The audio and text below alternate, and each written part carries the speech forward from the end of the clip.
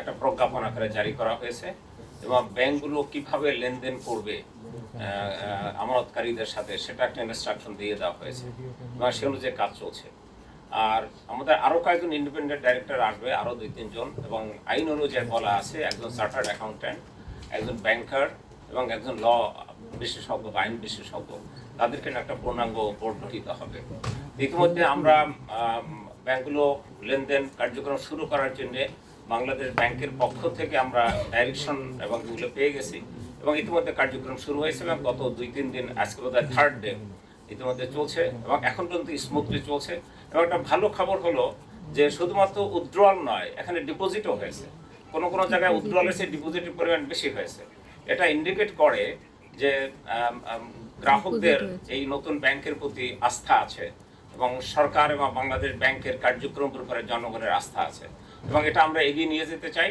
আশা করি আমরা সমস্ত ইনস্ট্রাকশনগুলো ফলো করে আমরা সামনের দিকে এগিয়ে যেতে পারবো। দুটো গুরুত্বপূর্ণ বিষয় আমাদের সামনে আছে। একটা হচ্ছে, আপনারা জানেন যে পুরো ব্যাংকিং সিস্টেমটা অপারেট করার জন্য আইটি একটা গুরুত্বপূর্ণ ক্ষেত্র। যেহেতু 5টা ব্যাংকের 5টা আইটি সিস্টেম কাজ করে, সেটাকে বিদ্যমান রেখে আমরা বর্তমানে কাজ চলছে, কিন্তু এটা একটা ইন্টেরিয়র আমরা অ্যারেঞ্জমেন্টে যাব। সেজন্য আমাদের বাংলাদেশ ব্যাংকের আইটি টিম কাজ করছে। এবার নতুন একটা আইটি, একটা সফটওয়্যার একটা নতুন করে আমরা ডেভেলপ করবো আলটিমেটলি এর নতুন ব্যাংকের জন্য, সেটা কার্যক্রম দ্রুত গতিতে চলছে। আর একটা হচ্ছে যে, আপনারা জানেন যে একটা বিশাল জনবল আছে, এখানে 16,000-এর বেশি জনবল এখানে কাজ করছে। ইতিমধ্যে তারা বর্তমানে কাজ আছে, কিন্তু আপনারা জানেন যে অব্যবস্থাপনার কারণে যে ব্যাংকগুলো যে সমস্যাগ্রস্ত হয়েছিল, সেক্ষেত্রে এটা একটা ফরেন্সিক অডিটিং দরকার, যে আসলে কে কতটুকু রেসপন্সিবল ছিল, কারা এই সমস্ত অনিয়মের সাথে জড়িত, সেটাও দেখার আছে। কিন্তু আবার এটাও তো সত্য, যেখানে দক্ষ এবং সৎ এবং যোগ্য লোক, আন্তরিক সম্পন্ন লোকজনও আছে, তাদের নিশ্চিন্তে তারা নির্ভয়ে এখানে কাজ করতে পারবেন এবং একটা স্বচ্ছ এবং জবাবদিহি প্রক্রিয়ার মধ্য দিয়ে আমরা ব্যাংকটাকে সামনের দিকে এগিয়ে নিয়ে যেতে চাই।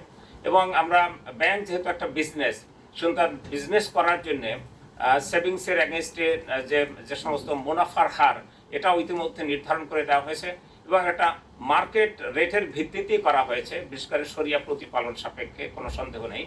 আবার নতুন নতুন প্রোডাক্ট বা এক্সিস্টিং প্রোডাক্টগুলোর মধ্যে যেহেতু 5টা ব্যাংকে 5 ধরনের প্রোডাক্ট ছিল, সেটাকে সম্মিলিত করে আমরা কতগুলো প্রোডাক্ট আমরা সেখানে লঞ্চ করব এবং শরিয়া বোর্ডের সাথে আলোচনার সাপেক্ষে আমরা নতুন প্রোডাক্ট আপনাদের গ্রাহকদের জন্য আমরা সামনে নিয়ে আসতে সক্ষম হব এবং আমরা বিনিয়োগ বৃদ্ধির জন্য আরও নতুন নতুন এভিনিউজ এবং কীভাবে করা যায় এবং গ্রাহকদেরকে আকৃষ্ট করা যায়, সেজন্য আমরা কিন্তু কাজ করছি।